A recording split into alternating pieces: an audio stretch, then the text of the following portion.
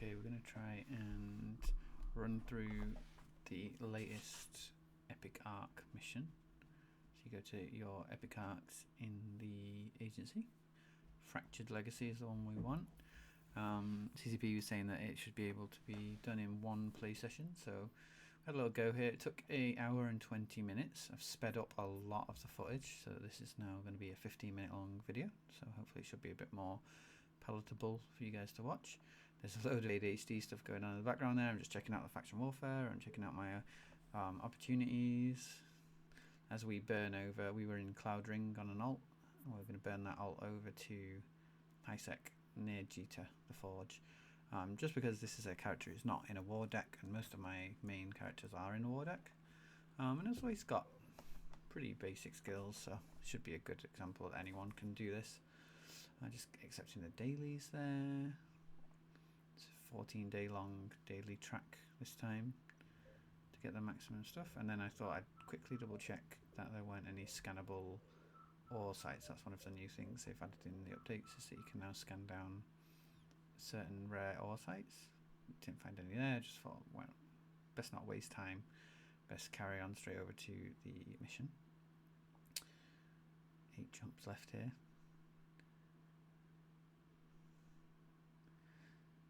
A lot of this was touted as their kind of first attempt at reinvigorating the storyline missions.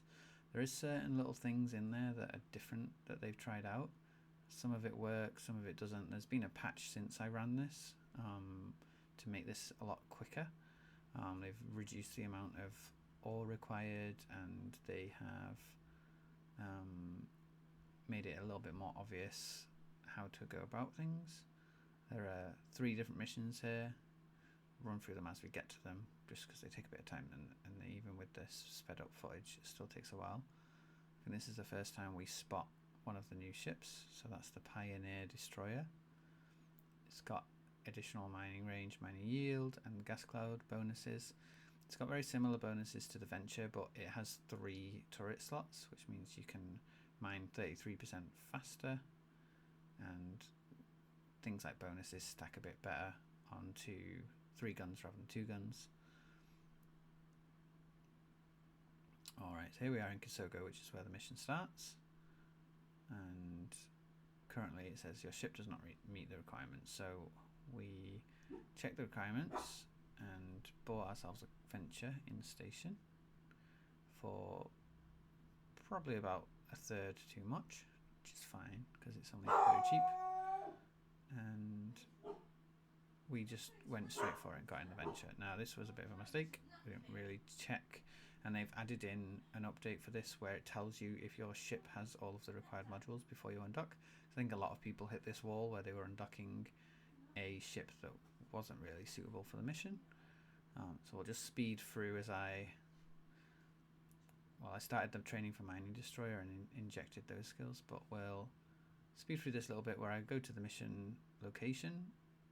I very, very slowly travel to the acceleration gate with my completely unfit Venture, which was a bit of a lack of foresight on my part. You can see the rock down the bottom there. It's got some shiny graphics going on. And then we quite quickly realised that we're going to have to actually mine. So we set ourselves up to buy some mining lasers. Realised that the station has got a few modules in that we've had previously, so that's good. And get ourselves back out there. We also grabbed a data analyzer because we saw that there was some form of data requirement there. Grab that quickly. You needed to do a bit of hacking, and then I think we considered, do we just get some rigs quickly, and then couldn't see any rigs anywhere close, so we just thought it doesn't matter. Rigs are just a supplemental thing in EVE. They are necessary if you're going for like PvP or high-end PvE where you need to min-max it, but for this we figured it should be quite easy, so we just grabbed what we needed and got going. The Venture's the very, very basic starting frigate. Anyone who has an EVE Online account can fly a Venture. It's a pretty good ship though. It allows you to earn a basic income and get yourselves into the other relatively small Tech 1 frigates, Tech 1 destroyers quite quickly. You just need to go out and do a bit of mining and sell the Veldspar or the Skordite or whatever you get, and you should be able to make a few million ISK in a trip. And that should be enough to get you into a destroyer. Alright, so here we are. We've got a nice little cutscene type thing where it shows us the phased asteroid field. So there's this big bubble, which is the phased area, I guess, and then asteroids kind of appearing out of it. You can see they've got NPCs mining the phased asteroid itself, and then they asked us to go and mine all the Veldspar. This is heavily sped up because this takes forever. I think it took like 20 minutes, so we just like zoom through it on max speed.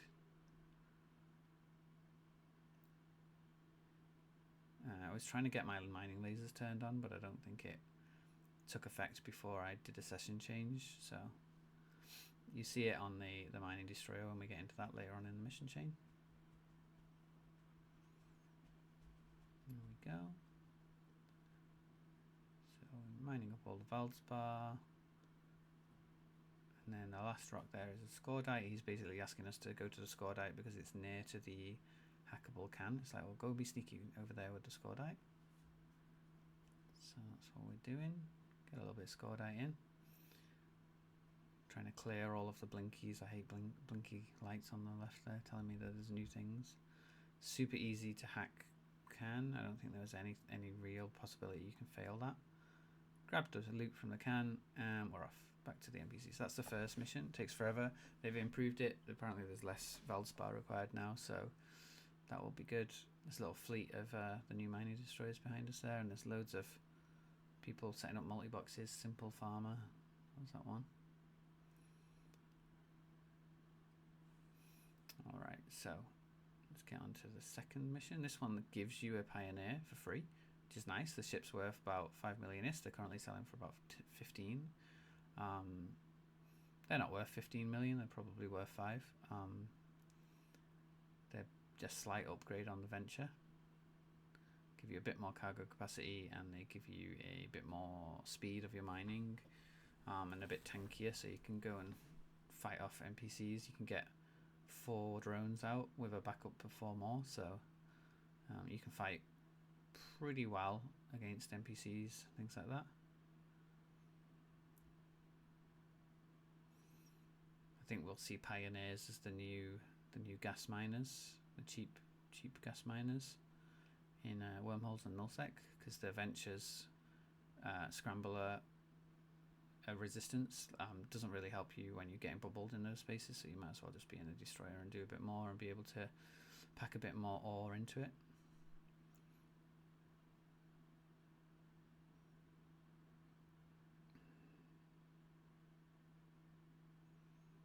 Overall quite like the design of the Pioneer there. And here we are on the second site. We decided to fit this one properly before we went out, so we went 3 mining lasers, 2 mining upgrades, the scanner, and there's another little cutscene. It shows us the new Sisters of Eve battlecruiser, which are currently in the game costs 2.5 billion ISK to make, which is nuts, mainly due to the fact that the blueprint is really overpriced. It's always the case with new things in the game, they're always super overpriced for the first few days.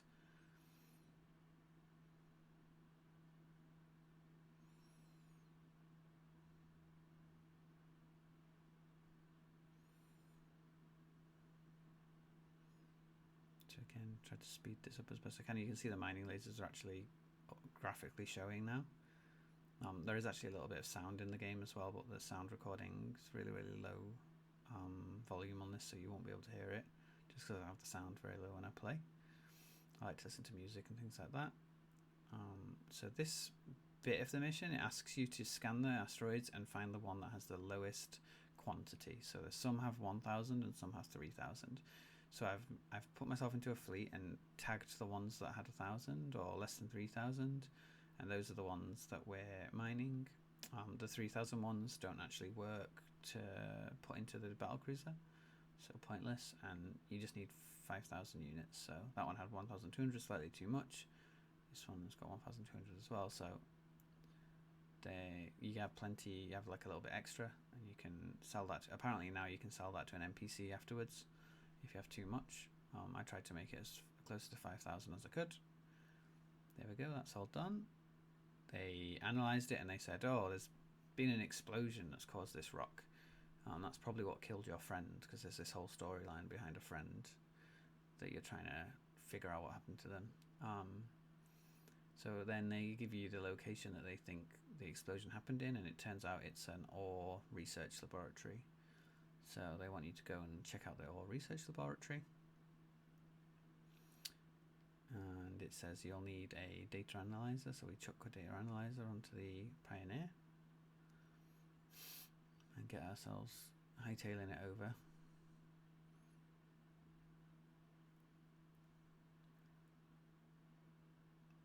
As you can see, it's not the most exciting thing. They've tried little things like cutscenes. There's another little thing where when you're in the areas, the mission areas, that the camera won't let you zoom out. I don't really like that, but I think it's kind of, they're trying to force your perspective into like the epicness of the sights and the huge rocks and shiny graphics. So it's kind of okay, but I don't think it really does what they want it to. The cutscenes themselves are still very EVE Online cutscenes. It's just a little floating head with a little bit of text. I don't love them personally, but they fill the function, so that's fine.